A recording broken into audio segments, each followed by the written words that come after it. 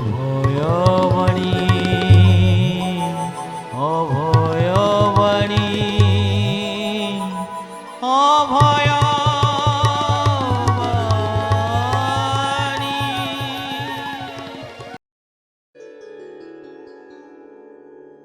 ଜୟ ଗୁରୁ ଜୟ ଗୁରୁ ଜୟ ଗୁରୁ। ଶ୍ରୀ ଶ୍ରୀ ଠାକୁର ମହାରାଜଙ୍କର ଅଭୟ ପାଦ ପଦ୍ମରେ ଭକ୍ତିଭୂତ ପ୍ରଣତି। ସମସ୍ତ ଗୁରୁ ଭାଇ ଓ ମା ମାନଙ୍କୁ ଜୟ ଗୁରୁ ପ୍ରଣାମ। ସମସ୍ତ ଶ୍ରୋତାମାନଙ୍କୁ ହାର୍ଦ୍ଦିକ ଅଭିନନ୍ଦନ ଓ ପ୍ରଣାମ।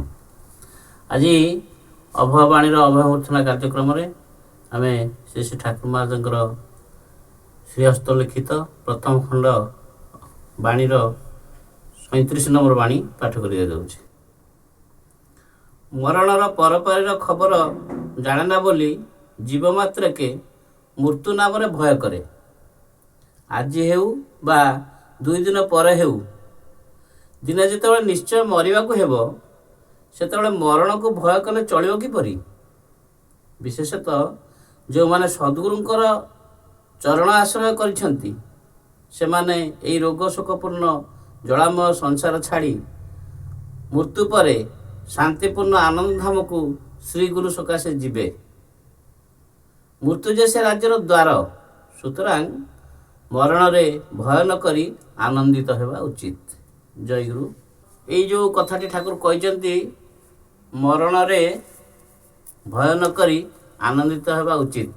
ଶ୍ରୀ ଠାକୁର ତାଙ୍କର ଜଣେ ଶିଷ୍ୟକୁ ମୃତ୍ୟୁ ଭୟ ନିବାରଣ କରିବାକୁ 18-12-32 ଲେଖରେ ଠାକୁର ଗୋଟେ ଚିଠି ଲେଖିଛନ୍ତି। ଏ ଚିଠି ପୁସ୍ତକ 3ୟ ଖଣ୍ଡ ପୁସ୍ତକର 1 ନମ୍ବର ବାଣୀ।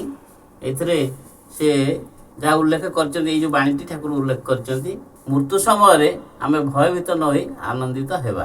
ଯେ ସଂସାରରେ ପ୍ରାରବ୍ଧ ଭୋଗ କରିବାକୁ ହେବ, ଆମେ ଆସିଛେ ସଂସାରରେ ପ୍ରାରବ୍ଧ ଭୋଗ କରିବାକୁ, ଆଉ ଏ କର୍ମ କରିବା ପାଇଁ ଆସିଛେ। କିନ୍ତୁ ମନଟା ମରଣ ପରପାରିରେ ଥିବା ଆନନ୍ଦଧାମର ଚିନ୍ତନରେ ନିଯୁକ୍ତ ରଖିବାକୁ ହେବ। ଏ ଜଗତକୁ ଏକା ଆସିଛେ, ଏକା ଚାଲିଯିବା। ଏଠାରେ କିଛି ବି ସଙ୍ଗରେ ଆମ ସାଙ୍ଗରେ ଯିବ ନାହିଁ, ଏକଥା ଆମେ ସମସ୍ତେ ଜାଣିଛେ।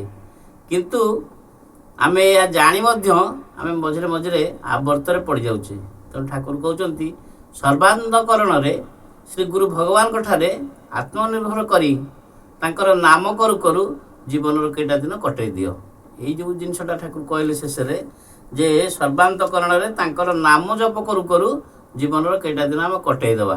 ଯଦି ଠାକୁରଙ୍କ ନାମ, ଜୟଗୁରୁ ନାମ ହେଉ ବା ଯେଉଁ ଦୀକ୍ଷା ମନ୍ତ୍ର ଆମେ ଗ୍ରହଣ କରିଛି, ସେ ନାମ ଜପ କରୁ କରୁ ଯଦି ଆମ ଜୀବନର ସମସ୍ତ କାର୍ଯ୍ୟ ସମାପନ ହୋଇଯାଏ, ତାହେଲେ ମୃତ୍ୟୁ ଯେ କେତେବେଳେ ଆସି ପହଞ୍ଚିବ ସେ କଥା ଆମକୁ ବି ଜଣା ହେବ ନାହିଁ। ତେଣୁ ଆମ ମନ ଭିତରେ ମଧ୍ୟ ମୃତ୍ୟୁ ଭୟ ରହିବ ନାହିଁ। ଦ୍ୱିତୀୟତଃ ଠାକୁର ତାଙ୍କର ଆମର ଯେଉଁ ଜୀବନୀ ବାଣୀ ପୁସ୍ତକ ଅଛି, ସେଥିରେ ମଧ୍ୟ ଏଇ ମୃତ୍ୟୁ ସମ୍ବନ୍ଧୀୟ ବହୁତ ଗୁରୁତ୍ୱପୂର୍ଣ୍ଣ କଥା ଆଲୋଚନା ହେଇଛି। ସେଥିରେ ଠାକୁର କହିଛନ୍ତି ଯେ ପ୍ରକୃତ ପକ୍ଷରେ ଯେଉଁମାନେ ସଂସାରସକ୍ତ, ଯେଉଁମାନେ ସଂସାରକୁ ନିତ୍ୟ ଜ୍ଞାନ କରି ଅସ୍ଥାୟୀ ଧନଜନ ନେଇ ମତ ଅଛନ୍ତି, ଯେଉଁମାନେ ଦେହାତ୍ମ ବୁଦ୍ଧି ସମ୍ପନ୍ନ, ସେମାନଙ୍କର ମୋହ ଭାଙ୍ଗିବା ନିମିତ୍ତ ଏହି ମୃତ୍ୟୁ ଚିନ୍ତାର ବ୍ୟବସ୍ଥା ରହିଛି। ଯେଉଁମାନଙ୍କର ଦେହାତ୍ମବୋଧ ସମ୍ପନ୍ନ ସେମାନଙ୍କର ମୃତ୍ୟୁ ଭୟ ଥାଏ। କିନ୍ତୁ ଯେଉଁମାନେ ସାମାନ୍ୟ ତତ୍ତ୍ୱଜ୍ଞାନ ଆୟତ୍ତ କରିଛନ୍ତି, ସଂସାରର ଅନିତ୍ୟତା ବିଷୟରେ ଯେଉଁମାନଙ୍କର ସୁସ୍ପଷ୍ଟ ଅଭିଜ୍ଞାନ ଜନ୍ମି ଅଛି, ସେମାନଙ୍କ ନିକଟରେ ମୃତ୍ୟୁ ଆନନ୍ଦମୟ, ଶାନ୍ତିର ଓ ପ୍ରୀତିର ସୋପାନ। ସେମାନଙ୍କର ମୃତ୍ୟୁ ଭୟ ନଥାଏ।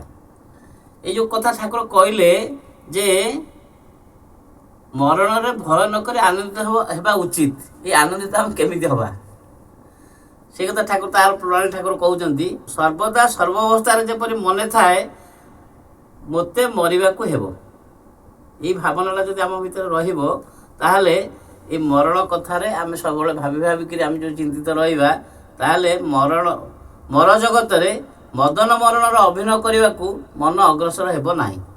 ତେଣୁ ଆମେ ଯେତେ ସଂସାରରେ ଯେଉଁ ସବୁ କାର୍ଯ୍ୟ କରୁଛେ, ଯେଉଁ ସବୁ ବିଭିନ୍ନ ପ୍ରକାର ମୋହ ମାୟା ଆମ ଭିତରେ ବିସ୍ତାରିତ ହେଉଛି, ଯଦି ଆମେ ସବୁବେଳେ ମନ ଭିତରେ ଆସିବ ଯେ ମୋତେ ଦିନେ ମରିବାକୁ ହେବ, ଏଇ ଯେଉଁ ବାକ୍ୟ ବା କଥାଟି ଯଦି ଆମ ମନ ଭିତରେ ସବୁବେଳେ ଅଙ୍କୁରୋଦ୍ଗମ କରିବ ବା ମନେ ମନେ ଚିନ୍ତନ ମନନ ରହିବ, ତାହେଲେ ଆମେ ଏଇ ଯେଉଁ ସଂସାରର ଯେଉଁ ମୋହମାୟା ସବୁ କାର୍ଯ୍ୟ ଆମେ କରିବା। ତା ମାନେ ନୁହେଁ ଯେ ଆମେ ସଂସାର ଛାଡ଼ି ଦେଇକି ସବୁବେଳେ ନିରୁତ୍ସାହ ହୋଇ ବସିବା ବା କର୍ମ କରିବାନି, ସେ କଥା ନୁହଁ। କିନ୍ତୁ ସବୁର ମୂଳରେ ସେ ଗୋଟାଏ ଚିନ୍ତାଧାରା ଆମ ମନ ଭିତରେ ଥିବ, ତା ସହିତ ଆମେ କର୍ମ କରି ଚାଲିଥିବା, ଯେଉଁଟାକି ଆମକୁ ପରବର୍ତ୍ତୀ ଜନ୍ମରେ ଆଉ ବନ୍ଧନର କାରଣ ହେବ ନାହିଁ। ସେ କଥା ଠାକୁର କହୁଛନ୍ତି, କେଉଁ ମୁହୂର୍ତ୍ତରେ ଯେ ମରଣ ଦୁନ୍ଦୁ ବି ବାଜି ଉଠିବ ତାହାର ନିଶ୍ଚୟତା ନାହିଁ। ଭଲ ମନ୍ଦ ଯେକୌଣସି କାର୍ଯ୍ୟ କରିବା ପୂର୍ବରୁ ମୋତେ ମୃତ୍ୟୁ କଥା ସ୍ମରଣ ରଖିବାକୁ ହେବ। ମରଣ କଥା ମନେ ଥିଲେ ଆଉ ମର ଜଗତରେ ମଦନ ମରଣର ଅଭିନୟ କରିବାକୁ ମନ ଅଗ୍ରସର ହେବ ନାହିଁ। ସର୍ବଦା ମୃତ୍ୟୁ ଚିନ୍ତା କରି କାର୍ଯ୍ୟ କଲେ ହୃଦୟରେ ପାପ ସ୍ଥାନ ପାଇବ ନାହିଁ। ଦୁର୍ବଳ ପ୍ରତି ଅତ୍ୟାଚାର କରିବାକୁ ଚିତ୍ତ ଧାବିତ ହେବ ନାହିଁ।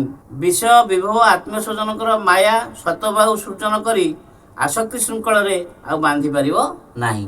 ସେତେବେଳେ ଆମେ ଜାଣିପାରିବା ଯେ ଆମେ ଯେହେତୁ ଠାକୁରଙ୍କର ଆଦେଶ ଉପଦେଶ ଆମେ ଜାଣିଛେ, ଠାକୁର ଆମକୁ ବତେଇଛନ୍ତି ଯେ ମୃତ୍ୟୁ ଯେ କଥା କୁହାହେଲା ଯେ ତମେ ଯେଉଁ ଆନନ୍ଦମୟ ରାଜ୍ୟକୁ ଆମେ ଯିବାକୁ ହେଲେ ବା ଠାକୁରଙ୍କର ପାଦ ପଦ୍ମକୁ ଅନୁଭବ, ତାଙ୍କ ପାଦ ପଦ୍ମ ପାଖରେ ଆମେ ଲୀନ ହେବାକୁ ହେଲେ ରାସ୍ତା ଅନେକ, କିନ୍ତୁ ଦ୍ୱାର ଗୋଟାଏ। ଏଇ ଦେହ ଶରୀର ପରିତ୍ୟାଗ କଲେ ବା ଦେହ ତ୍ୟାଗ ହେଲେ ବା ଯାହାକୁ ଆମେ କହୁଛେ ମୃତ୍ୟୁ, ସେ ମୃତ୍ୟୁ ହେଲେ ଯାଇକି ଆମେ ତାପର ଲୀଳାଟା ଆମେ ଜାଣିବା। ଠାକୁର କହୁଛନ୍ତି ଏଇ ଯେଉଁ ମୃତ୍ୟୁ ବିଷୟରେ ଠାକୁର କହିଛନ୍ତି ଯେ ମୃତ୍ୟୁଟା ଗୋଟେ କିଛି ନୁହେଁ, ମୃତ୍ୟୁଟା ସାମାନ୍ୟତର ପରିବର୍ତ୍ତନ। ଯେମିତି ଆମେ ସମସ୍ତେ ତ ଏ ବିଷୟରେ ଜାଣିଛେ, ସମସ୍ତେ ବିଜ୍ଞ ବା ସମସ୍ତଙ୍କର ଜ୍ଞାନ ଅଛି ଏ ବିଷୟରେ ଯେ ମୃତ୍ୟୁ ଶରୀର କେବଳ ତ୍ୟାଗ ହୁଏ, ଆତ୍ମାର ମୃତ୍ୟୁ ହୁଏନି। କିନ୍ତୁ ସେ ଯେଉଁ ଆତ୍ମାର ମୃତ୍ୟୁ ହୁଏନି, ସେ ଆତ୍ମାଟା ସେଇ ସମୟରେ କ'ଣ ନେଇକରି ଯିବ ବା କ'ଣ ମୃତ୍ୟୁ ସମୟରେ କିପରି ଭାବନା ଆସିଲେ ଯେଉଁଥିରେ ସେ ଆନନ୍ଦମୟ ହୋଇକି ଯିବ, ସେଇ କଥା ଠାକୁର ଅନ୍ୟତ୍ର ବହୁତ ବିସ୍ତୃତ ଭାବରେ ବର୍ଣ୍ଣନା କରିଛନ୍ତି। ଆଉ ତତ୍ତ୍ୱମାଳା ପୁସ୍ତକ ଯଦି ଆମେ ଅଧ୍ୟୟନ କରିବା ତା ଦେହରେ ବହୁତ ଉପାଦେୟ କଥା ଆମେ ଏଇ ମୃତ୍ୟୁ ବିଷୟରେ ଜାଣିବା।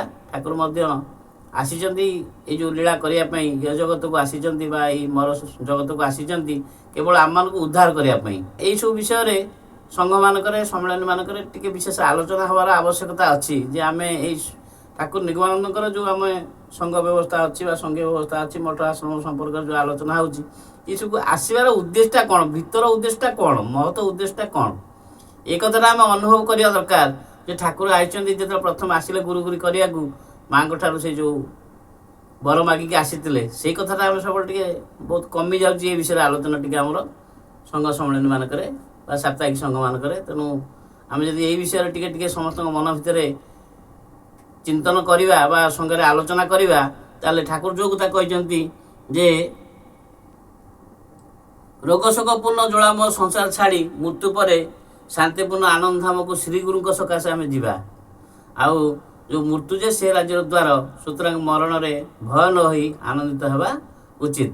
ତେଣୁ ଏଇ କଥାଟା ଆଗରୁ ଯଦି ଆମକୁ ବିଶ୍ଳେଷଣ କରାଯିବ, ଆମେ ଯଦି ଜାଣିଯିବା ମୃତ୍ୟୁ ସମୟରେ କ'ଣ କ'ଣ ହୁଏ, କେମିତି ହୁଏ, କ'ଣ ମାନେ ଆତ୍ମାର ଗତି କ'ଣ ହୁଏ, କେଉଁ ଭାବନାରେ ଆମେ ରହିଲେ ଆମେ ଆନନ୍ଦମୟ ଅବସ୍ଥାରେ ରହିବା, ସେହିସବୁ କଥା ଯଦି ସଂଘ ସମ୍ମିଳନୀମାନଙ୍କରେ ଟିକେ ଆଲୋଚନା ହୁଅନ୍ତା ଆଉ ଟିକେ ବୋଧେ ଭଲ ହୁଅନ୍ତା ମୁଁ ଅନୁଭବ କରେ। ଯାହା ହେଉ ଆଜି ଠାକୁରଙ୍କର ଏଇ ବାଣୀ ମାଧ୍ୟମରେ ଆମେ ସମସ୍ତେ ଟିକେ ସଚେତନ ହେବା। ସେ କଥା ଠାକୁର କହୁଛନ୍ତି, କେହି ଜଣେ ଏଇ ସଂସାରକୁ ଆସି ଗୃହ ସଂସାର ଓ ସ୍ତ୍ରୀ ପୁତ୍ରକୁ ସ୍ନେହ ବନ୍ଧନରେ ବାନ୍ଧି ରଖିବାକୁ ଚେଷ୍ଟା କରିଥିଲେ, କିନ୍ତୁ କାଳ ସ୍ରୋତରେ ସମସ୍ତେ କେଉଁଆଡ଼େ ଭାସି ଯାଇଛନ୍ତି। ଯାହାଙ୍କର ଅକ୍ଷୟ ଭଣ୍ଡାର ଜିନିଷ ତାହା ତାଙ୍କରି ଅକ୍ଷୟ ଭଣ୍ଡାରରେ ପଡ଼ି ରହିଅଛି। ମୁଁ ଭଗବାନଙ୍କ ସଂସାର ଜଣେ ଭୃତ୍ୟ ମାତ୍ର। ଇହ ସଂସାରରେ ମୃତ୍ୟୁ ରୂପ ଛାଡ଼ପତ୍ର ପାଇଲା ମାତ୍ରେ ମୋତେ ଏହା ଛାଡ଼ିଯିବାକୁ ହେବ। ଯଦି ଏଇ ଭାବନାଟା, ପ୍ରଥମ ଭାବନାଟା କୁହାହେଲା ଯେ ମୋତେ ଦିନେ ମରିବାକୁ ହେବ, ତାପରେ ଯେମିତି ଆମେ ଜାଣୁଛେ ଛାଡ଼ପତ୍ର ଗୋଟେ ଜିନିଷ ଶବ୍ଦ ଅଛି ଆମର ସାଂସାରିକ ବ୍ୟବହାରିକ କାର୍ଯ୍ୟରେ, ସେମିତି ଠାକୁର ସେ କଥା କହୁଛନ୍ତି ଯେ କେତେବେଳେ ତମ ପାଖରେ ଆସି ମୃତ୍ୟୁର ଛାଡ଼ପତ୍ର ଆସି ପହଞ୍ଚିଛ ତମେ ଜାଣିନ। ଯଦି ଏଇ କଥା ତମେ ସବୁବେଳେ ଭାବିବ, ତାହେଲେ ଆମେ ଯେଉଁ ମୋହ ମାୟା ଭିତରେ ଆମେ ପଡ଼ି ରହିଛେ, ଘର ସଂସାର ପୁଅ ଝିଅ ଆଭିଜାତୀୟ, ମୁଁ ଅହଙ୍କାର, ମୋ ପାଖରେ ଏତେ ଧନବଳ ଅଛି, ମନ ଇଏ ଅଛି, ବିଭିନ୍ନ ପ୍ରକାର ସମସ୍ତ ପ୍ରକାର ଜିନିଷ ମୋ ପାଖରେ ଭରପୁର ହେଇ ଅଛି, ମୁଁ ଆନନ୍ଦରେ ଅଛି, ମୋର କିଛି ଅସୁବିଧା ନାହିଁ। ଏଇ ଯେଉଁ ଭାବନାଟା ଧୀରେ ଧୀରେ ଧୀରେ ଧୀରେ କମିଯିବ। ଆରେ ମୋତେ ଦିନ ହଠାତ୍ ଏଇସବୁ ଜିନିଷ ଛାଡ଼ିବାକୁ ପଡ଼ିବ, ଏଥିପାଇଁ ମୁଁ ସବୁ ଭୋଗ କରିବି, ସବୁ କରିବି, କିନ୍ତୁ ଏତେ ଲୋଭୀ ହେବି କାହିଁକି, ଏଥିପ୍ରତି ଆସକ୍ତି ହେବି କାହିଁକି, ଏଇ ଭାବନା ଯେତେବେଳେ ଆସିଯିବ ସେତେବେଳେ ଆମ ମନ ଭିତରେ ଆଉ ମୃତ୍ୟୁ କଥା ଶୁଣିଲେ ବା ଜାଣିଲେ ଆମକୁ ଆଉ ଭୟ ରହିବ ନାହିଁ, ଆମର ଆନନ୍ଦ ଆସିଯିବ। ହଁ, ଏଇ ସାଧାରଣ ଲୋକମାନଙ୍କ ପାଇଁ ଏଇ କଥା କୁହାଯାଇଛି। ଆଉ ଠାକୁର ସେଇଥିପାଇଁ ଯେଉଁମାନେ ବିଶେଷ କରି ଯେଉଁମାନେ ସଦ୍ଗୁରୁଙ୍କୁ ଆଶ୍ରୟ କରିଛନ୍ତି, ଆମେ ଯେହେତୁ ଠାକୁରଙ୍କୁ ଆଶ୍ରୟ କରିଛେ, ତେଣୁ ଆମ ମନ ଭିତରେ ଅନ୍ୟମାନେ କ'ଣ ଶିଖନ୍ତୁ ନ ଶିଖନ୍ତୁ, କିନ୍ତୁ ଆମ ଗୁରୁ ଭାଇ ମା' ମାନେ ମଧ୍ୟ ଏଇ ବାଣୀ ମାଧ୍ୟମରେ ସମସ୍ତେ ଆମେ ପ୍ରସ୍ତୁତ ହେବା, ମରଣ ପାଇଁ ଏତେ ଭୟ ନ ହୋଇ ଆମେ ଆନନ୍ଦିତ ରହିବା। ଠାକୁରଙ୍କର आशीर्वाद व कृपा भिक्षा करी आम समस्ते चरण लीन होगापी अपेक्षा कर रहा। जय गुरु जय गुरु।